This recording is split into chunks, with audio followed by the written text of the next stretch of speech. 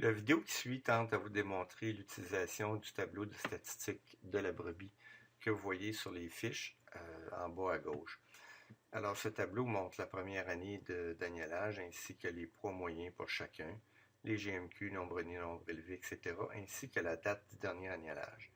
Maintenant, vous pouvez voir que ce tableau n'est pas modifiable manuellement, sauf que les événements que vous allez créer dans le logiciel vont modifier automatiquement ce tableau.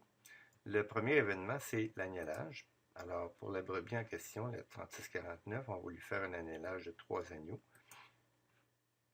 Et on va lui mettre une date d'agnelage du 10 avec un mort-né, excusez-moi, ici. Alors, on voit ici qu'on a des triples avec deux numéros ATQ qui sont inactifs, pour lesquels on va mettre un poids, 3 kg, 4 kg, qui va nous donner un poids moyen de 3,5 kg. Lorsqu'on continue, on arrive aux fiches des agneaux, ici nos 3 agneaux qui viennent d'être créés.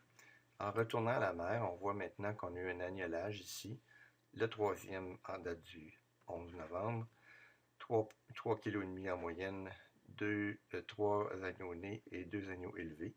On retrouve nos 3 agneaux dans la section de droite ici.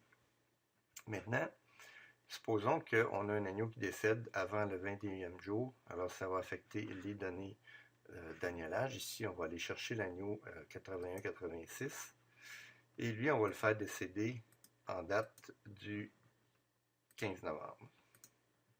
Alors ici, un décès par blessure. Alors, l'action qu'on vient de prendre ici, ce que ça a fait, si on retourne au fichier de la mère, c'est que maintenant, la mère, elle a eu toujours 3 agneaux, mais maintenant, il y en a un seul qui a été élevé parce que le deuxième est décédé, comme on le voit ici, et il est décédé avant le 21e jour de vie. Quant au troisième agneau ici, le 81-85, ce qu'on va faire, on va aller le faire adopter, mais on va l'envoyer à la louve ici.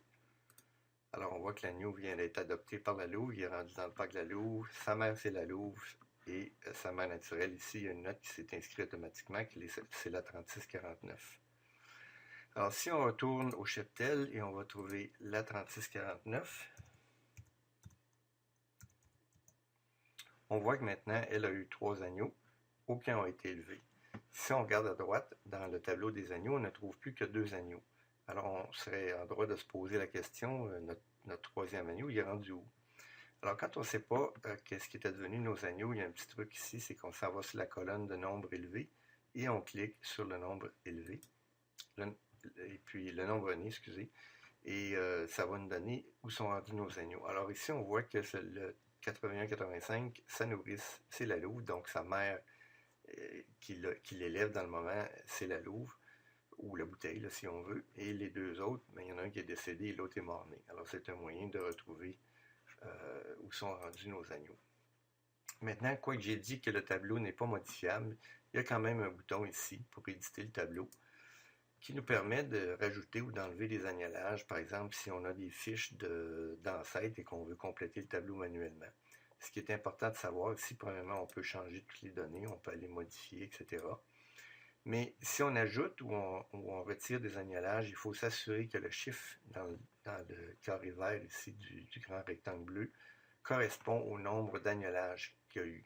Alors si on est rendu au 4e agnelage, c'est le chiffre 4.